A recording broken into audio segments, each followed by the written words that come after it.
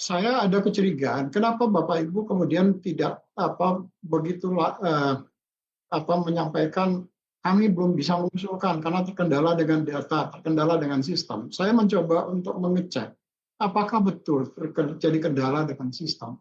Sejak sistem itu dibuka pada tanggal 4 Agustus 2025, semua instansi sudah mulai melakukan pengusulan. Sebagian besar instansi sudah mulai melakukan pengusulan.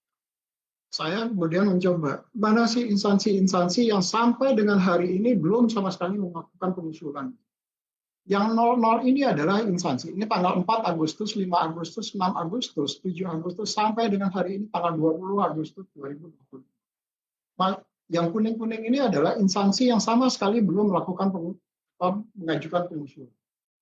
Sementara kalau tadi Bapak Ibu di grup chat mengatakan ada kendala terhadap sistem, kalau memang ada terkendala dengan sistem, maka tentu misalnya seperti di saya ambil contoh di Kementerian Agama ataupun di instansi-instansi yang lain, tentu tidak akan bisa untuk melakukan pengusulan di tanggal ini.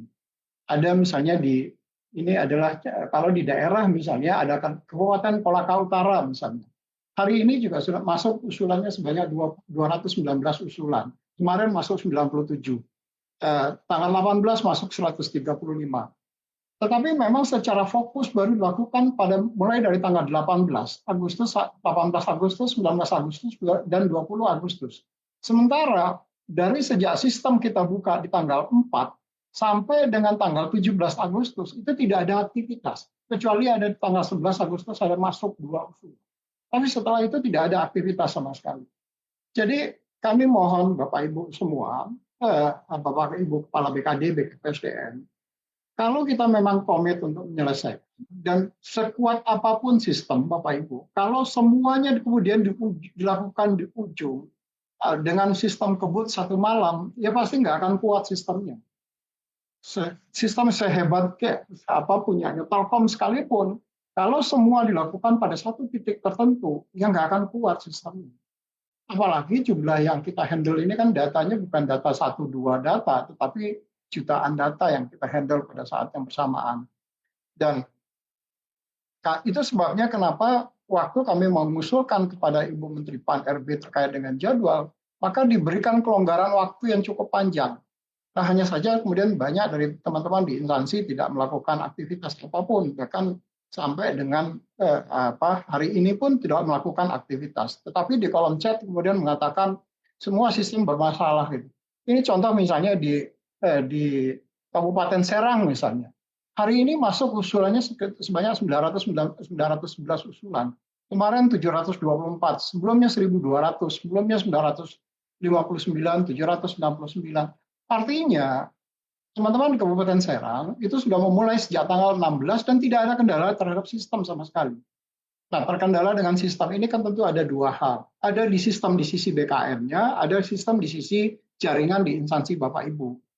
Jadi kalau memang ada kendala di instansi jaringan Bapak Ibu, ya ini yang harus kita carikan solusi-solusi yang lain. Tapi kalau kemudian hanya sekedar melakukan komplain, tapi kemudian tidak melakukan aktivitas, rasanya juga fair, ya Bapak Ibu.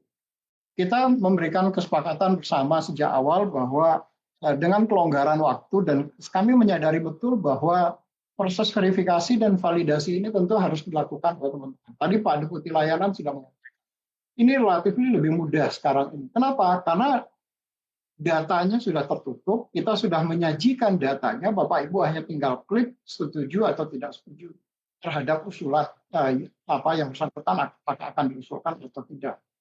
Nah, kalau dia diusulkan, maka Bapak Ibu tinggal mengklik usulannya, jabatannya kemudian mau ditaruh di mana yang bersangkutan.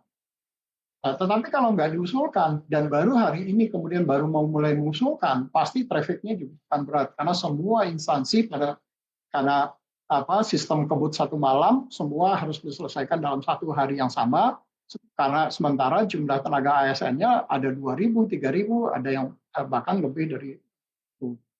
Jadi kami mohon betul, kami sudah mengkomunikasikan dengan teman-teman di Kementerian PAN-RB, apakah ada potensi bisa dilakukan perpanjangan, tentu juga dengan segala mitigasi risikonya yang kami sampaikan tadi ke teman-teman di Kementerian PAN-RB dan sudah disampaikan ke Bu Menteri.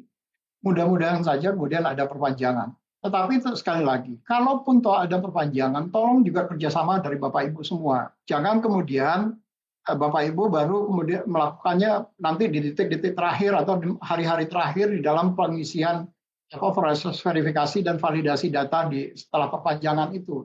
Ya nggak ada gunanya juga kita melakukan perpanjangan kalau masih pola kerjanya masih seperti itu. Jadi ini adalah data yang tersimpan di kami, bagaimana aktivitas usulan yang Bapak Ibu sampaikan setiap hari melalui sistem layanan di perencanaan kebutuhan di platform digital ASN Digital. Nah, banyak instansi yang kemudian sudah menyelesaikan dan kami tentu mengucapkan terima kasih kepada Bapak Ibu yang sudah menyelesaikan usulan. Ini adalah bagian dari komitmen kita untuk menyelesaikan persoalan tenaga honorer ini sebagaimana mandat dalam peraturan undang-undangan.